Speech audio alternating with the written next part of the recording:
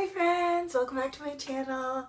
So today I'm super excited. I will be reviewing Elvis, directed by Baz Luhrmann and also co-written by Baz Luhrmann, and it's starring Austin Butler in the titular role, as well as Tom Hanks starring as his manager, Colonel Tom Parker.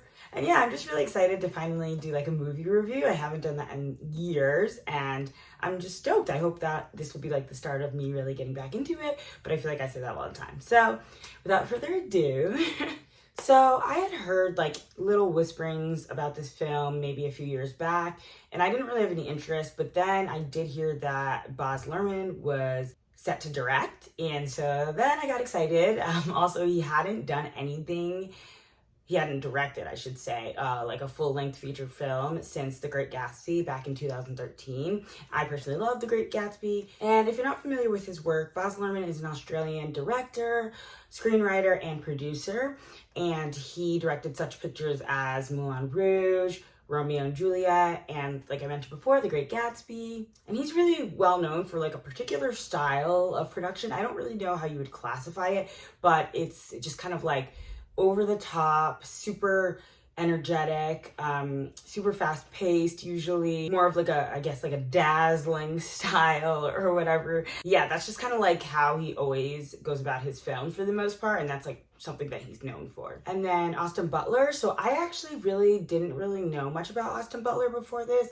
I just kind of knew of him from like, I want to say like Disney Channel, Nickelodeon. So I was really interested to see like why, once I found out that he was going to be the titular role, the Elvis, I was just really interested, like why would Baz choose him for that? Baz, I don't know how to say it, but like why would he choose him? Like I know he has to feel that he has something to bring to the role. Like he wouldn't cast, or he doesn't seem like he would cast somebody who wouldn't be good, especially if you like know his work. Like he's worked with really great, phenomenal actors, specifically Leonardo DiCaprio in Romeo and Juliet and Great Gatsby, however many years later. And I used to be a huge Leo fan, so I'm always just like, the guy can act. So after working with Leo and just like all these other big name actors who have been in the business for years, for him to just like kind of take a chance on this newbie, I was really interested to see like what that was going to be like. So yeah, I didn't really have any background knowledge, but then this year when it was released,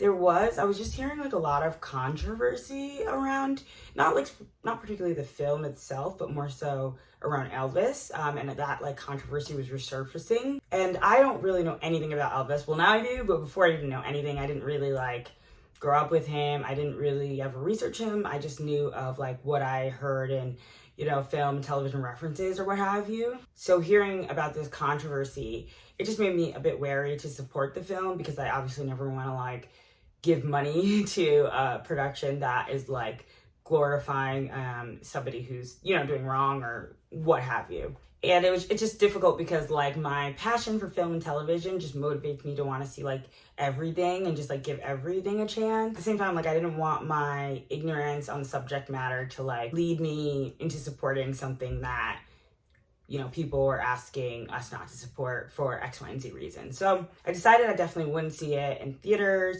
but also at the same time, I didn't do any like more research into like really what the qualms with Elvis were, but I did figure out that the main thing is just like this idea of like appropriating Black culture and, that whole thing. So while I wasn't rushing to go see it, I was getting a little bit intrigued, especially after Cannes, and hearing that they did get a 12-minute long standing ovation. And like, not that standing ovations are like everything or really anything, but apparently it was the longest standing ovation at Cannes this year. So that was just like interesting to me. I'm just like, okay, now I'm really like, I need to see this performance. And I was just hearing rave reviews about Austin's performance. So after a little trepidation, I did end up watching it on the plane back from Europe. It was like the only like relevant film that Delta was offering at the time. So I was just like, whatever. And yeah, so let's get into the review. So for just like a quick plot summary, the story chronicles Elvis's life from childhood to then eventually superstardom. And it's told in the perspective of Elvis's manager, who is Colonel Tom Parker. That's Tom Hanks' role, and it's narrated by Tom Hanks as well as Colonel Tom Parker. And I'd say it just mainly focuses on their relationship, the relationship between Elvis and his manager, and kind of like how his manager, I guess, I don't want to, ruin anything, but, kind of latches on to Elvis, I guess you could say, and just runs with it, essentially, without necessarily always putting his best interest at heart. So the first 5 minutes in, I was already just like, I cannot take this seriously, because essentially it's just Tom Hanks with these prosthetics. Like, he has, like, I guess, I don't even know what kind of prosthetics he has. And then he has this, like, unidentifiable